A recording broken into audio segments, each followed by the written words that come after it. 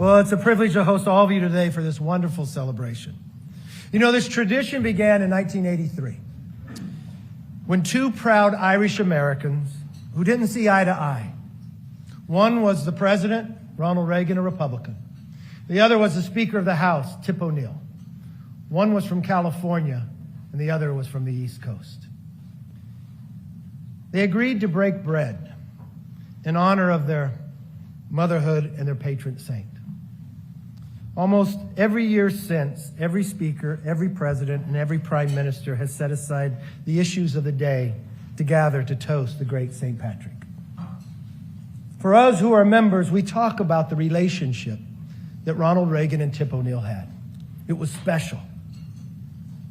No one would ever challenge the conservatism of Ronald Reagan. We believe it's the bedrock of what people should stand with. No one would ever question the liberal views of Tip O'Neill, that he proudly stood for what he believed in.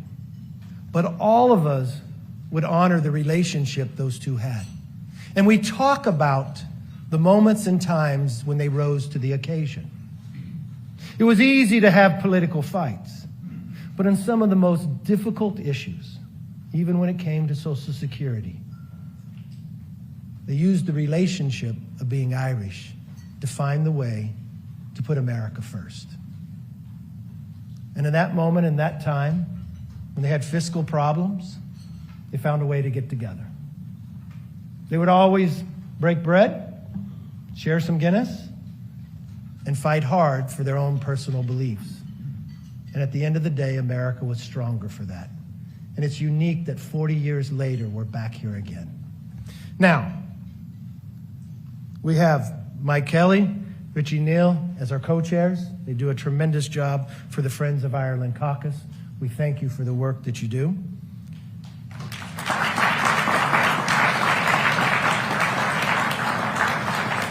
We are honored to have the Taoiseach back with us again. This is not foreign land to you. You actually served here as a staffer, became a doctor, and you lead your country. We're honored and proud to have you back. And to the Taoiseach who had served here, you know the political battles at times we would have. And this is a unique time for you to be here. Because for America, we know the stakes are high. That a clash is brewing, people say, between the President and I. Of what should we do? Of what would be the ramifications for the entire nation in the coming months? And I think you might be able to settle this for us. Which one of us is more Irish? And it's an honor to welcome another Irish American, and hopefully in our quest that we can lead by example of one that started this 40 years ago. I give you the President of the United States, Mr. Joe Biden.